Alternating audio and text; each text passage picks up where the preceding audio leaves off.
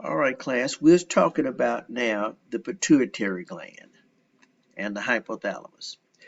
The pituitary gland, the hypophysis, has two major lobes, the posterior lobe and the anterior lobe. The posterior lobe is neurological. The posterior lobe is neurological. The anterior lobe is more glandular. Okay? Though these two are together, they came from separate areas, we'll see very quickly. In the posterior lobe, you have pituocytes. These are supporting cells, glial cells, like neuroglia. And then you have nerve fibers, neurons. The anterior, you have glandular tissue. All right, so the posterior pituitary, let's just do a brief overview and then we'll go into detail. The posterior pituitary has nuclei. Now remember, a nuclei in neuro is a group of neuron cell bodies in the central nervous system. So you have a group of neuron cell bodies in the central nervous system. These neurons here, the axon is going to project down here, and the synaptic end bulb would be down here in the posterior pituitary. So these cells are neuroendocrine, meaning they are neurons, but they secrete hormones instead of secreting neurotransmitter substances. You have two nuclei based upon their location in the hypothalamus. The paraventricular one is the one that is responsible for producing and secreting a hormone known as ADH, which stands for antidiuretic hormone.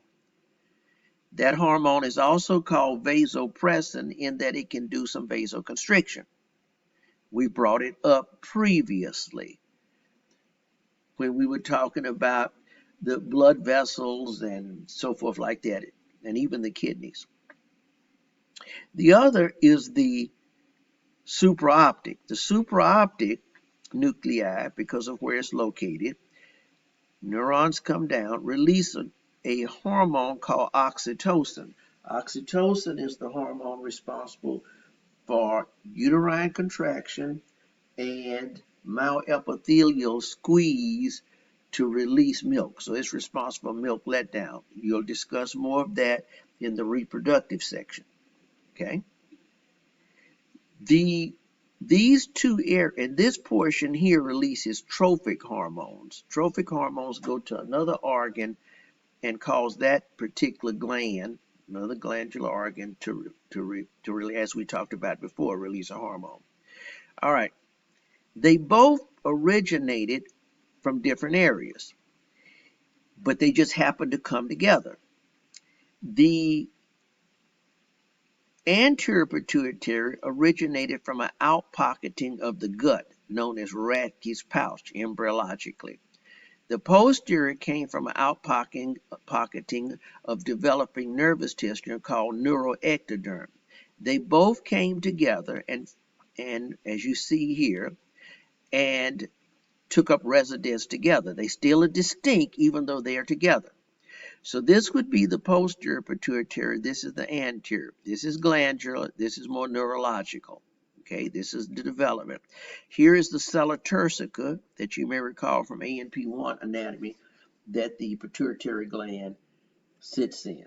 The pituitary gland is also called the master gland because of the fact it controls so many glands and so many areas of the body.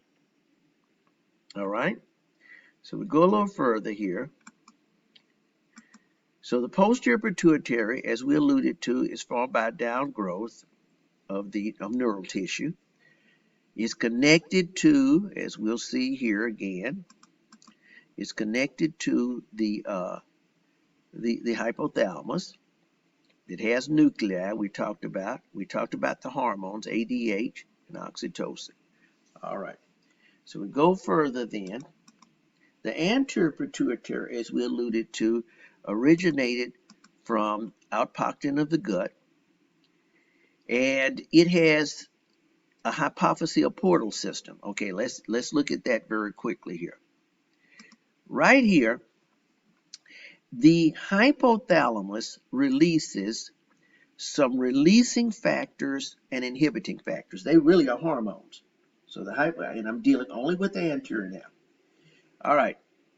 If you recall that exchange from a blood vessel only occurs in capillaries. The arteries, arterioles, venules, and veins don't do exchange. The only area of a venule that may do exchange is the postcapillary venule. Okay? But anyway, capillaries are the area. All right. So here's how here's the logic here. The hypothalamus releases what we call inhibiting factors and releasing factors. Inhibiting factors and releasing factors. What happens is they need to enter into the bloodstream, and they have to enter through a capillary. So surrounding this area, hypothalamus area, are what we're going to call primary capillary plexus, which is really called primary portal plexus, primary hypophyseal portal plexus. The releasing or inhibiting factors will enter here. Now, that's a capillary. Now, remember, under normal anatomy, when you leave a capillary, where do you go?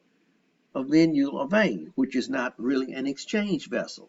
So what would happen is, if you don't have this anatomy I'm going to describe, then you would enter the releasing or inhibiting factors here, then have to travel all the way around the body just to go a few millimeters.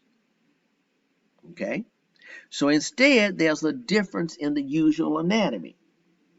In this anatomy, you would pick up the releasing or inhibiting factors here, go down, that would be the primary portal capillary plexus, portal plexus, go down these veins, hypophyseal veins, portal veins, then go here, which just a short distance, and pick up another set of capillaries. You saw this kind of scenario in the kidneys with the vasa recta and peritubular capillaries in comparison to the glomerulus. But anyway, here's again. Because remember, in anatomy physiology, a function came and anatomical structures evolved to handle the function. Okay?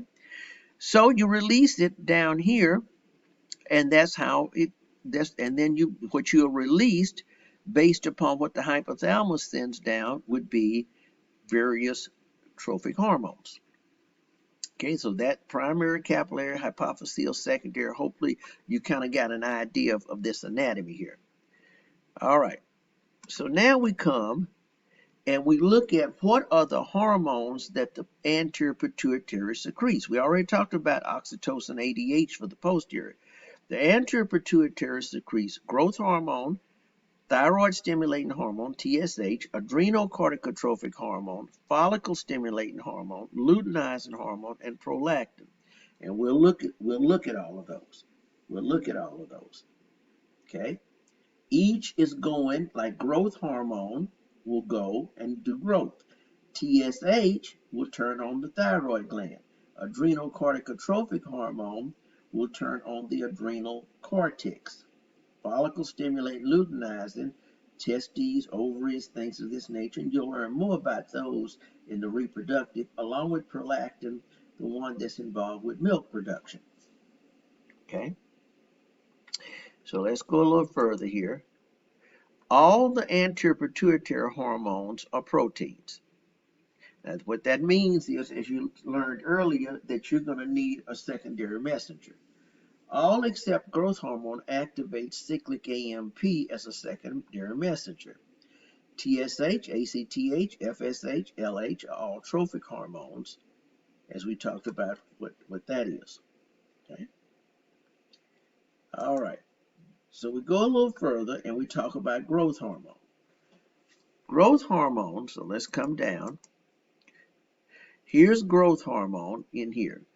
Growth hormone, to do a quick synopsis with this. In the hypothalamus, you have what we call growth hormone releasing factor, growth hormone inhibiting factor. It comes down that portal plexus that we talked about and goes to the anterior pituitary. If growth hormone stimulating factor, releasing factor causes growth hormone, then growth hormone will be released from the anterior pituitary. Here's growth hormone. Growth hormone then makes you grow, basically, mitosis. Growth hormone, then we're going to call a protein sparing hormone. Basically, is this, that growth hormone wants to retain proteins for growth and use lipids and carbs like glucose for the energy. So it wants to burn carbs and lipids for energy, but retain proteins because proteins are for growth. Now, primarily what it wants to do, as we'll see, is burn fat more than carb. Why is that? Because fats release 9 kilocalories per gram, so more for the same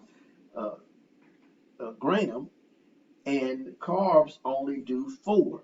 So you see, you can get more bang for the buck here. So it really likes to burn this, but it also burns carbs too because it increases the blood sugar area to use that. So again, growth hormone is protein sparing, stimulates most cells, targets bone, skeletal muscle, encourages use of fats for fuel and also carbs, most effective. Now, the way growth hormone works, it actually comes down and activates the liver to produce something called insulin-like growth factor. Insulin-like growth factor. The insulin-like growth factor resembles insulin, and what it does is, also some people call it somatometins, but anyway, we won't get into that. But what it does is, it actually is what turns on the skeletal system to do growth of the skeletal system, endochondral bone formation and intramedullary, and extraskeletal, which would be, muscle development and things of this nature there. Okay, so really, when you look at it, the insulin-like growth factor we find really does the job of growth hormone. So growth hormone makes this be produced and then can do this. Now, sometimes, in some cases, it can go direct. You see here, growth hormone can actually cause lipolysis, dissolve the fat to release energy in this. So some of it's indirect and some of it's direct. Some of it's indirect, some of it's direct. Okay, let's go a little further. Growth hormone is regulated by growth hormone releasing hormone and growth hormone inhibiting hormone. We talked about that's come from the hypothalamus. Direct action mainly stimulates the liver to do this insulin-like growth factor, and we talked about mobilizes fats, increases, elevates blood glucose by decreasing glucose uptake and things of this nature. Basically, you're using carb and fat to spare protein for energy, so protein can be used for growth. Okay, so here, when we look at growth hormone, if you have too much secretion and before the growth plate has closed in kids, so let's come here now. This here, see, here's again showing the hypothalamus, growth hormone releasing hormone inhibiting. The inhibiting hormone is also called somatostatin inhibiting. Here's the growth hormone liver, insulin-like growth factor, and so forth. In children, if you have too much secretion, you'll get gigantism. That's gigantism is a high linear growth due to excess action of this insulin-like growth factor before the growth plate closes. So the kid will be in the 3rd grade, look like it's in the 6th grade or 7th grade. Okay. After it's closed, if you have a tumor, generally most time it's going to be a tumor, you'll get a condition called acromegaly, where you'll have excessive bone. You won't really you'll be big, but primarily you'll have all of this jutting bone structure and things of this nature here. So that's what we call gigantism, and you can see here in that. Okay. Then if you have undersecretion, you can get pituitary dwarfism. And that's what this is showing here. So we'll close right there.